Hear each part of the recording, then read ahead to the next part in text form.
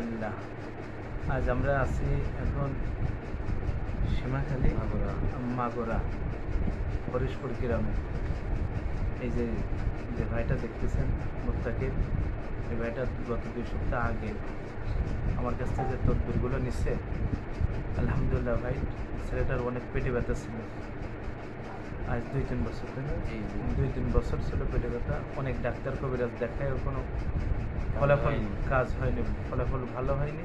যাক আলহামদুলিল্লাহ আমার কাছ থেকে এই সীমাখালীর থেকে নোয়াপাড়ায় যেয়ে তদবির নিয়ে আলহামদুলিল্লাহ ছেলেটা এখন আগে থেকে অনেকটাই সুস্থ আলহামদুলিল্লাহ। এখন তাদের বাড়ি আসছি অন্য রোগে দেখতে। তো আলহামদুলিল্লাহ আমি বলতেছিলাম আশিফা রুকায়া দওয়াখানা থেকে নোয়াপাড়া নূরবাগ নেমে হসপিটাল রোড পায়রা বাগদা বাস স্ট্যান্ড বাম পাশে শাইলা ভিলার 2য় তলা আমার চেম্বার। তো আলহামদুলিল্লাহ এই ধরনের যত রোগী আছে আমার সাথে যোগাযোগ করবেন। আমি লাইভে আসতে চাই নাই, এই জন্য আসছি যে মানুষ এখন এত পরিমাণ কালো জাদু এবং তান্ত্রিক কবিরাজ এগুলো করতেছে যে প্রত্যেকটা মুসলমান এরকম যুবক ছেলেরা অসুস্থ হয়ে যাচ্ছে। গতকাল রাত এরকম এক যুবক, কালকে যশোর ছিলাম, এক যুবক রাত 12টার সময় তার নামে তদবির করা হয়েছে কবরের ভিতরে। সে তদবিরগুলো ইনশাল্লাহ উঠে আসছি এবং বাড়ি পোতে হয়েছিল 9 জায়গায়, সেটাও উঠে আসছি আলহামদুলিল্লাহ।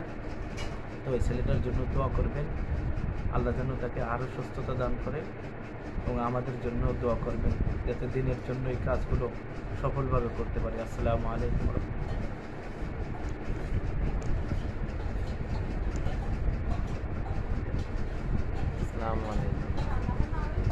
আমি গত 3টা বছর অনেক অসুস্থ, পেটে ব্যথা, খাইতে মন চায় না, এগুলো অনেক ঝামেলা ঝঞ্ঝট।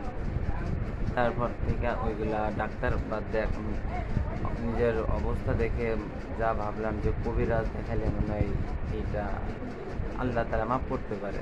তার কাছে যে আলহামদুলিল্লাহ আগে থেকে অনেক সুস্থ, অনেক ফয়সালা পাইছি তার কাছ থেকে। এখন তার কাছ থেকে পাইছি বলেই তাকে আমাদের বাসায় আনছি। আরও সমস্যা মনে করেন এই কবিরাজ ডাক্তার দেখানোর পরে এখন ফলাফল পাইনি বলে কবিরাজের কাছে আইছি, তার কাছ থেকে পেয়েছি বলেই আজ তাকে বাসায় আনছি। আরও কয়েকজন রোগী ছিল তাদেরকে সুস্থ তাদের ভালো একটা করার জন্য বাসায় নিয়ে আসা হয়েছে। আমার জন্য দোয়া করবেন যাতে আমি সুস্থতা থাকতে পারি। আসসালামু আলাইকুম।